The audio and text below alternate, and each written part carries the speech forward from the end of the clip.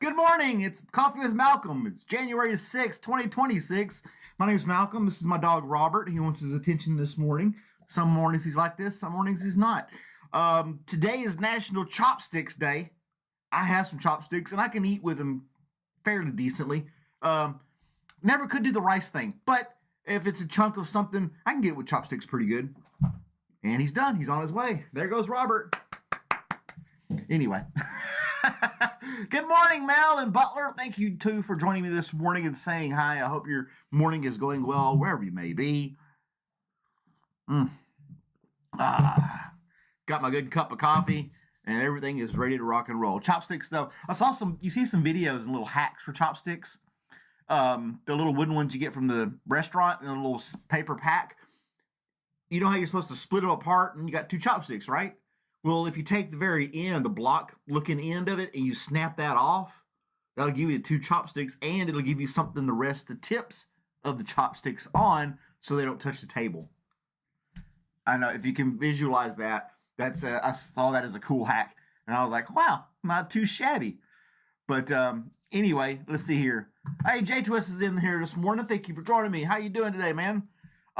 Your joke of the day, what does a house wear? A dress.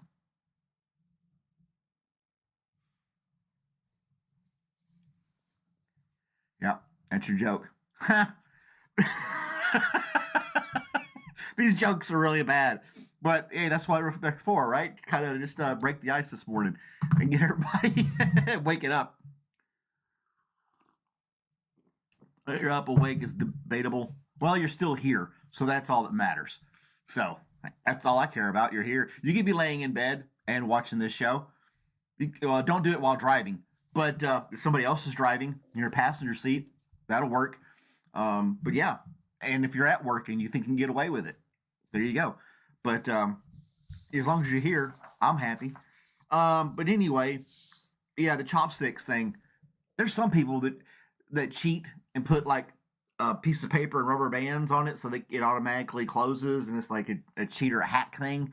Remember this one restaurant, they would do that for kids. They'd take a little wad of paper in between the chopsticks and put rubber bands on it.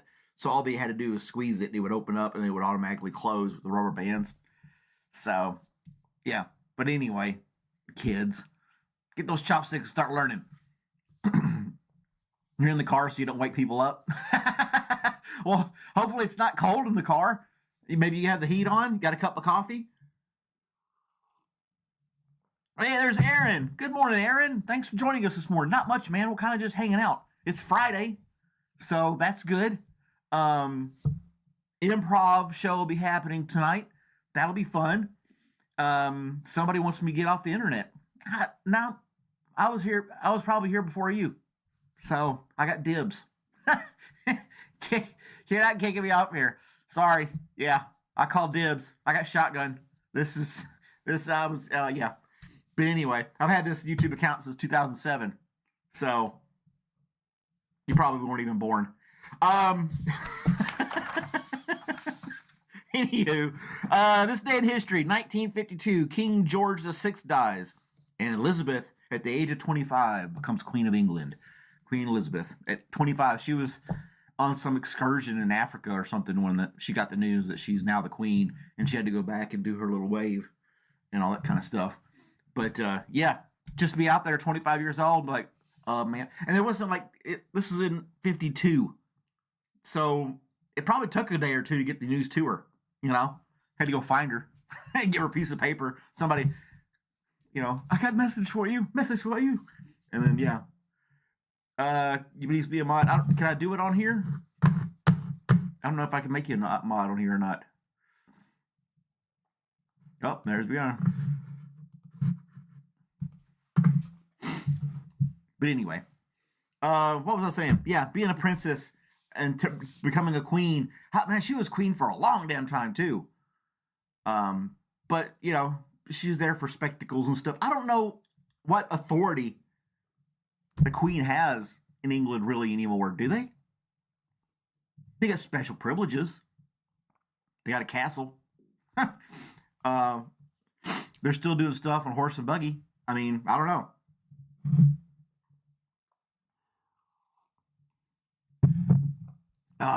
Butler wants to be a mod. I don't want to have too many mods. Maybe it was as the show grows, I can get you to be a mod, Butler. But anyway, I don't want to get hung up on that right now. You may get the hammer, J Twist. It'll be all right. The royal family still has all the power. Do they really? I didn't know that. You wouldn't think it.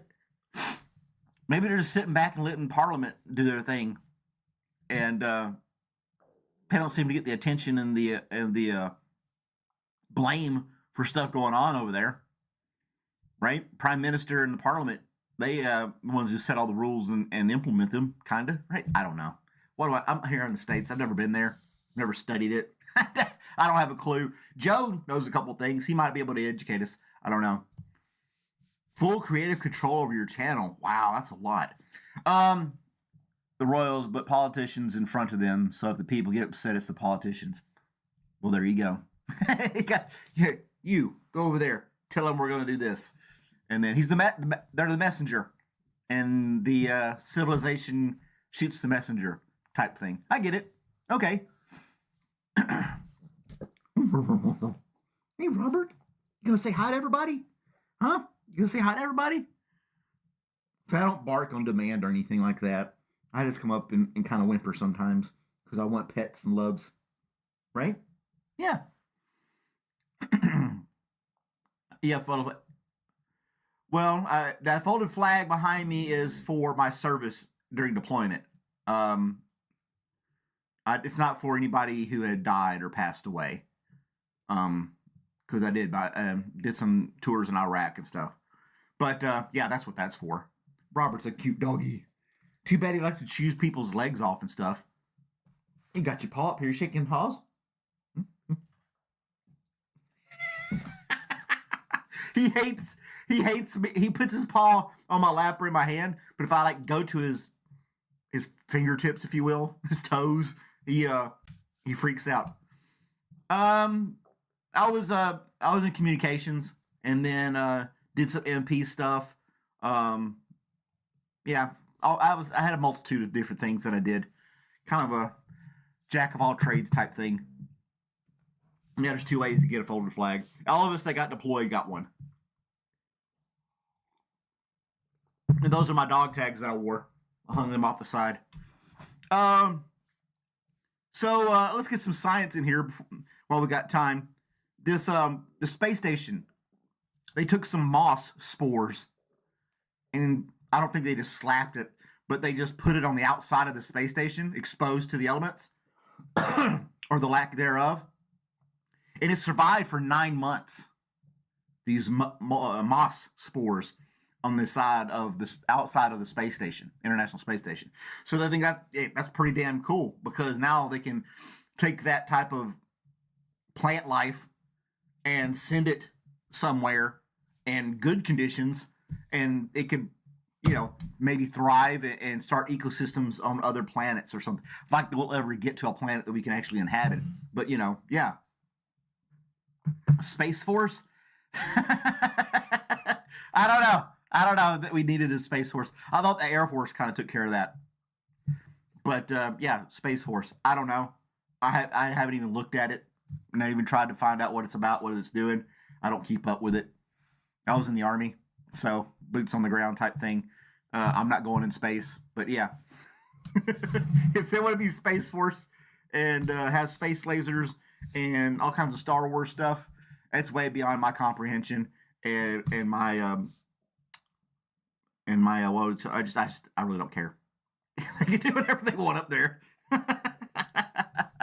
But I do like the space station. There's an app. The International Space Station has an app that you can put in your zip code. It'll tell you when the space station is going to fly over your zip code, and at what time, and at what degree from the horizon.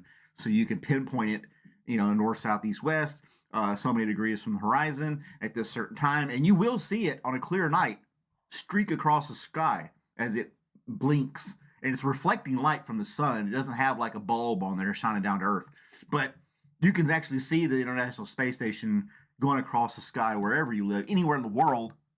If you just look up that app, just look up International Space Station, and it'll tell you when you can see it. I've done it a couple of times. It's kind of cool. You're like, oh, there it goes. Last maybe 30 seconds, and it's gone. It's kind of like a shooting star, but not as fast. Space Force is part of the Air Force. That makes sense to me. That makes sense. Do something like the movie Martian one day. I'm not familiar with that movie. I've heard of it. More planes in the Navy than the Air Force. And it's always odd. You know, I don't know how they sort that stuff out. I mean, you know, the Navy's got the ships. They can have all the airplanes out on the water. I don't know. Maybe that's why. I don't know. I really don't know. Yeah, it's cool. I like seeing these fighter jets in action when they're doing test runs or whatever. They're cool to see. I've never seen them fly across the sky. Not the new ones. Not the F-35 and things like that. The Raptor and whatnot. Never seen those things. But when I was deployed, we had a couple of Air Force guys with us doing air reconnaissance, if you will. And they would call in a flyby every once in a while. And these guys, these jets would fly as low as they could across our little base. And it would just shake everything. And it was just, the rush was insane.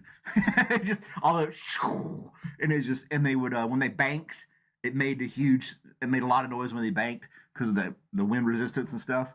But yeah, that was cool. That happened. They got to do that a couple of times. That was pretty intense. It freaked everybody out because we didn't tell anybody. So it's just a few of us, you know, hanging out with the Air Force guys. They're like, hey, we're going to do a flyover tomorrow. I'm like, sweet. Don't tell anybody. And just get people's reaction freaking out as they hit the ground. What's the matter, Robert? What's the matter? Put you in headlock. Put you in headlock. Some mornings he's just super needy. Yeah, you want all kinds of attention this morning. Yesterday you wouldn't give me the time of day. You wouldn't give me the time of day? Yeah. Watch The Martian. Okay. Oh, there's Dustin. Hey, Dustin. You remember the flyovers we used to have over Fob Cobra? When the jets would fly over at low altitude and rock everything on the post? Did we bring anything over like stone? No. When we packed up to head back home, they shook everything out, and they inspected every last little stitch of anything we had to make sure we weren't bringing anything back for any cross contamination, ecosystems, or all this other stuff, or any memorabilia, you know, souvenirs. Couldn't take any of that stuff back. Now, if you bought something commercially at a store or a shop or something while you were there, that would be different. But yeah, they went through everything, so we couldn't bring anything back. But anyway, yeah, it was pretty intense. Well, it took us forever. It was easy to get there. They just dropped us off all our stuff, and we were like, "Woo, we're here." And to leave took 2 weeks, and it was like insane how much crap we had to go through just to get out of there. And they were so meticulous about everything that we packed in our containers and stuff. So I've got pictures. A couple. My old laptop had a bunch of them. They're letting Warner bring 1,000 rugs home. We used to get these stupid rugs and mail them home. Thought they were a great deal. I wouldn't doubt it. He'll be a rug salesman, Persian rug salesman when he gets back. Warner, living the life, just traveling the world. But anyway, that's. I got a couple minutes left. There's one quick little thing I'll throw out there real quick. The guinea worm. On course to be the second disease eradicated in history. Smallpox was the first one that was eradicated. And the guinea worm, which is devastating, it's in Central Africa as a disease that they almost eradicated and got rid of. And it's deadly. So that's kind of good news, too. Science is able to eradicate something like that. And guess what they did it with? Vaccines. So, but... you know, when they eradicate something like that, it's like, I don't know. Yeah, that's good news to me. Getting rid of that. I've never heard of it, the guinea worm. It's kind of gross, but yeah, they've almost eradicated it. So that's one less thing that they have to worry about as far as what they're dying from and diseases and stuff. Brought home some stones and stuff like that. Yeah, I mean, some people probably snuck some little bitty things, tiny little things. but nothing of any significance that I know of. Robert's got his ball. I've been in my 15 minutes. I've got to go to my regular job. It's Friday. You guys have a great day out there. It's National Chopsticks Day, so if you can, eat with some chopsticks. Why not? And be kind to somebody. Compliment somebody. You might make somebody smile. That's what I'm trying to say. And all of you have a great day. Thanks for watching and tuning in. And I will see you guys whenever I see you guys next time. Right? Thanks for watching, guys. Bye.